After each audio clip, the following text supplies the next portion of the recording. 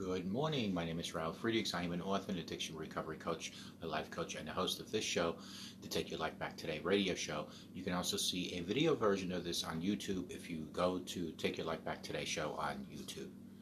This morning, it's early Saturday morning, I want to talk about the gift everybody needs. Find somebody to be good to every single day. I really wonder what our world would be like if each of us would find somebody to be good to each and every day. What would our city be like? What would our offices be like? What would our schools be like if we just made it a priority to brighten somebody else's day each and every day? Scriptures are pretty clear. They teach us every opportunity we have, we should go and do good to people. That's in Galatians 6:10. Go look it up. That means we need to be on the lookout. We need to be proactive. We need to have the mindset of, who can I bless today? For whom can I do a favor? You can't just sit back and wait for the need to come to you. You have to go after it starting this morning. The scripture also says that in the last days, the love of the great body of people will grow cold in Timothy 3:1. That simply means that people will be so busy, they'll be so focused on their own needs, they'll be so caught up in their drive for success that they won't take the time to make a difference. Sometimes it's easy for us to get so caught up in our own little world that we're focused only on ourselves. We'll say, I've got my plans. Don't get me off my schedule. I'd love to help you out with some work around your house, but I'm sorry, this is football season. Folks, stop with that. Don't say, I just don't have time. But we weren't created to live selfishly. We were created to make a difference in the lives of other people. John Bunyan, author of the classics Pilgrim Progress, said, quote, "You have not lived today until you have done something for someone that cannot pay you back," unquote. Those are strong words, my friends. Friends, all around us are hurting people who need our love and encouragement. Don't miss the miracle of the moment. Don't be too busy or insensitive to the needs of those around you. Be willing to be inconvenienced. Be sensitive and pay attention to those around you, your friends, your co-workers, and your relatives.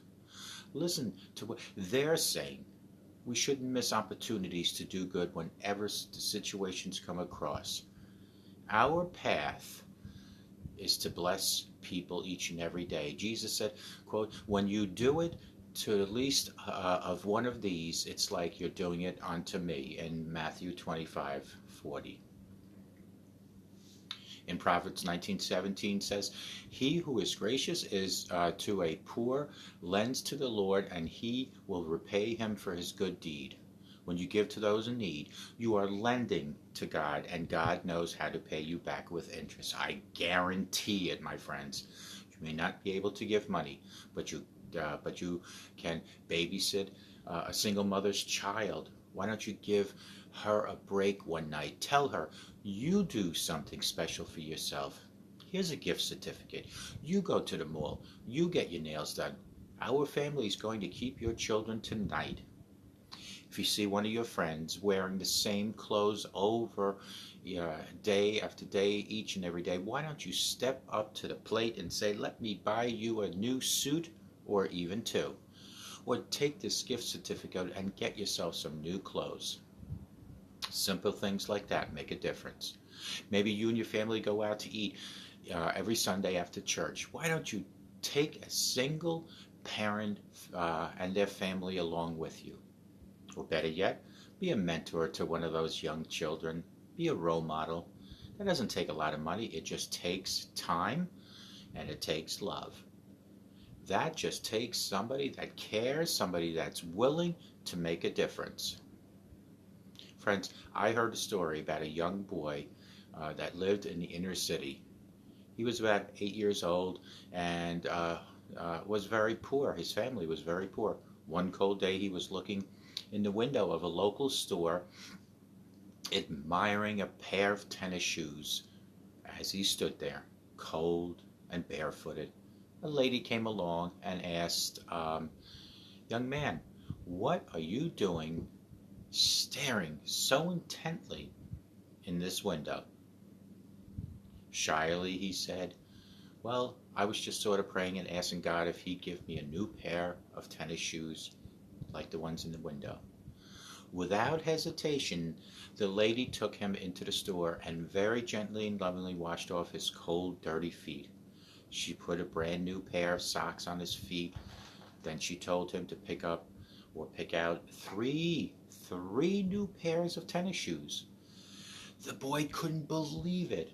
He was so excited. He had never owned a new pair of tennis shoes. He'd always just worn old hand-me-downs. After she had paid for the purchase, the woman handed the shoes to the child. "Friends, and she says, quote unquote, 'Enjoy your shoes, son.'"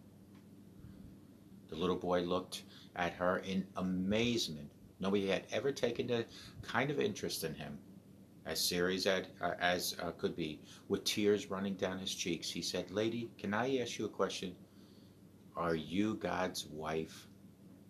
Friend, you are never more like God than when you give.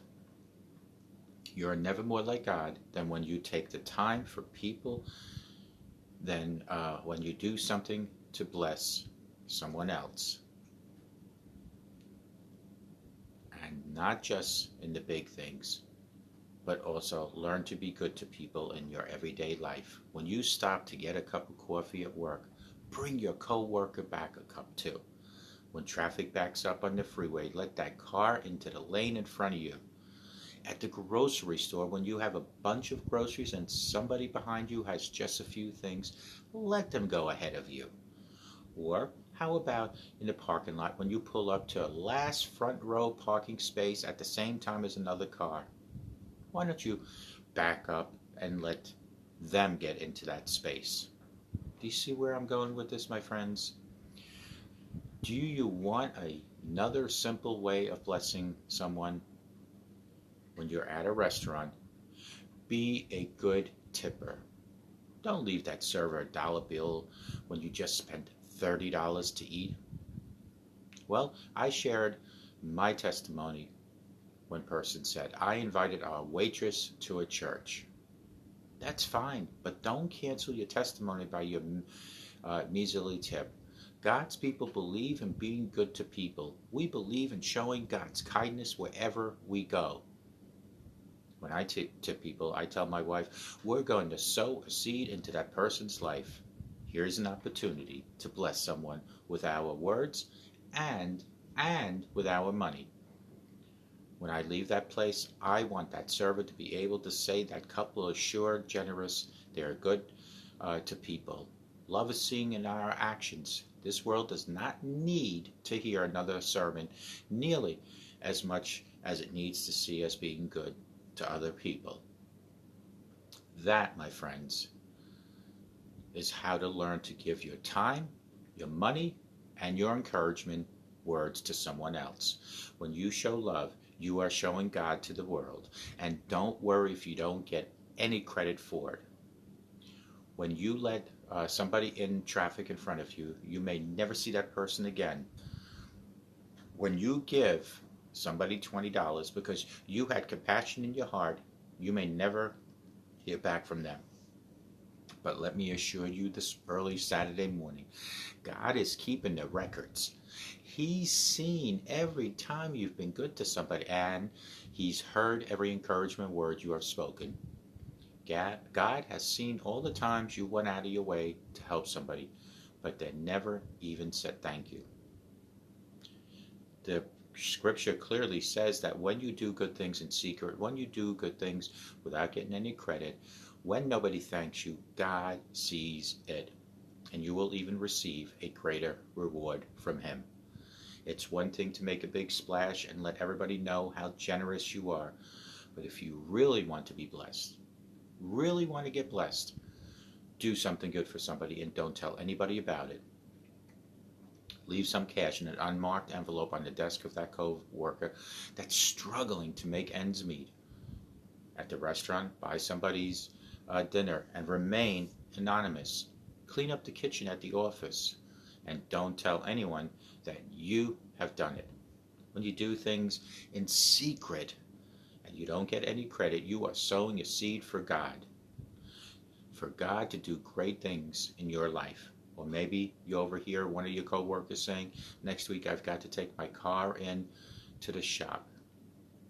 Friends, I don't want what I'm going to do. I don't know what I'm going to do.